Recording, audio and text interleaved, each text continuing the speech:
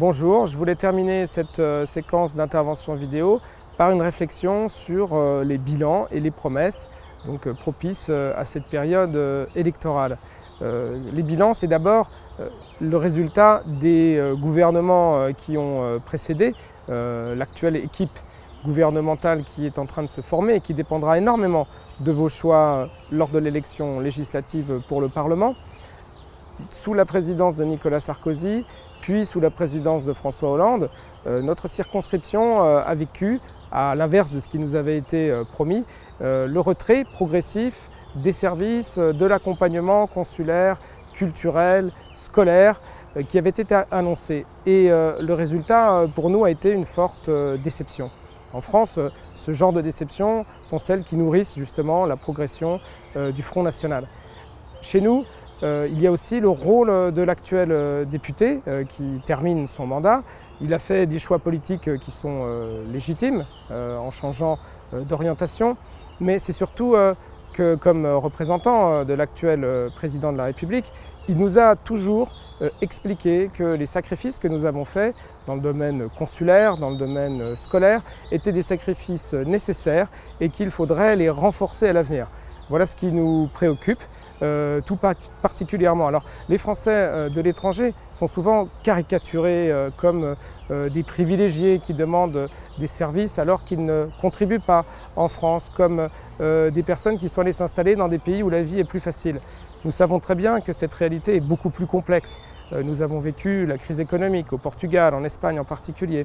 Nous savons que beaucoup d'entre nous payons nos impôts en France. D'ailleurs, le bilan du service des non-résidents du ministère des Finances est un solde extrêmement positif. On parle de plus de 600 millions d'euros par an.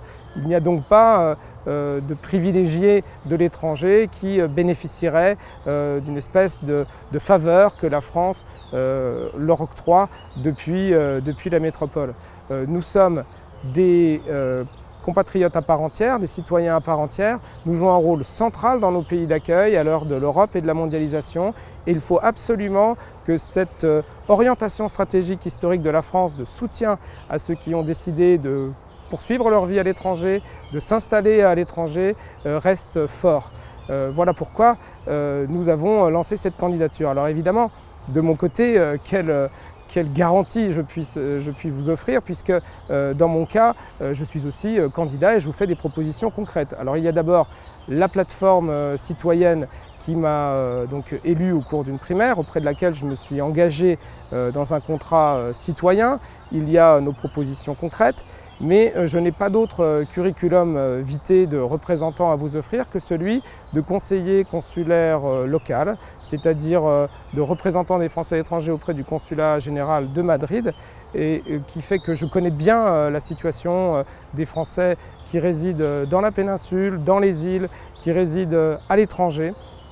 Au cours de ces 4 années de mandat, j'ai essayé de défendre autant que faire se peut les familles en difficulté qui étaient victimes de la diminution de l'intervention publique dans notre circonscription. J'ai aidé tout type de personnes, retraités, des sportifs de sport minoritaires qui s'installent pour tenter leur chance dans les championnats de nos pays d'accueil. Je crois que j'ai tenu mes engagements. C'est en tout cas la seule garantie que je puisse vous offrir et je vous invite à cliquer sur le lien qui est sous cette vidéo pour mieux connaître mon parcours.